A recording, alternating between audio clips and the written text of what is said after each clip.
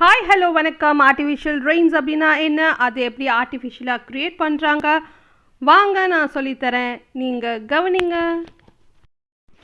Artificial rain அப்படின்னா என்ன, வாங்க பார்க்கலாம். இப்போ பாருங்கள், க்ளவுட்ஸில் நிறைய வாட்டர் ட்ராப்லெட்ஸ் இருக்கும், நமக்கு ஏற்கனவே தெரியும். இதில் ஏர் வெஹிக்கிளை வச்சு சில்வர் ஆர் பொட்டாசியம் அயோடைடை தூவி விடுவாங்க. தூவி விடும் போது குட்டி குட்டியாக இருக்க வாட்டர் ட்ராப்லெட்ஸ் ஒன்றா சேர்ந்து என்ன பண்ணுன்னா ஹெவி ஆகிடும். இந்த ஹெவியான வாட்டர் ட்ராப்லெட்ஸு ஸ்னோஃப்ளேக்ஸாக மாறிடுது.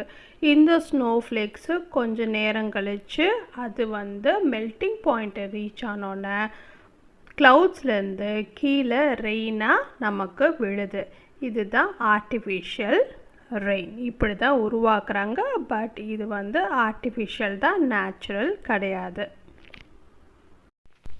இப்போ பாருங்கள், ஆர்டிஃபிஷியல் ரெயினோட பெனிஃபிட்ஸ் பாருங்கள். ஏர் பொல்யூஷன் நிறையா இருக்குது, டஸ்ட் இருக்குது, ஸ்மோக் இருக்குது. அந்த இடத்துல உங்களுக்கு இது வாஷ் அவுட் பண்ண யூஸ் ஆகுது. அப்புறம் டெசர்ட் ஏரியாவில் ரெயினே வரல அப்படின்னா, ரெயின் வேணும் அப்படின்ற இடத்துல இந்த ஆர்டிஃபிஷியல் ரெயினை வச்சு நம்ம ரெயின் வர வைக்கலாம். ஓகே, ஆர்டிஃபிஷியல் ரெயின்ஸோட எஃபெக்ட் பார்த்தீங்கன்னா க்ராப்ஸ் எல்லாம் புவராக இருக்கும், ஹார்வெஸ்ட் ரொம்ப கம்மியாக இருக்கும், ஓவர் ஃப்ளட்டிங் ரிஸ்க் இருக்குது நமக்கு.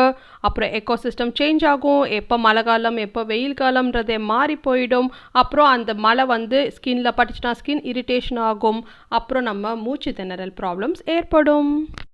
தேங்க்யூ ஃபார் வாட்சிங். உங்களுக்கு வேறு ஏதாவது டாபிக்ஸ் பற்றி கேட்கணுன்னா கமெண்ட் செக்ஷனில் சொல்லுங்கள். பாய்.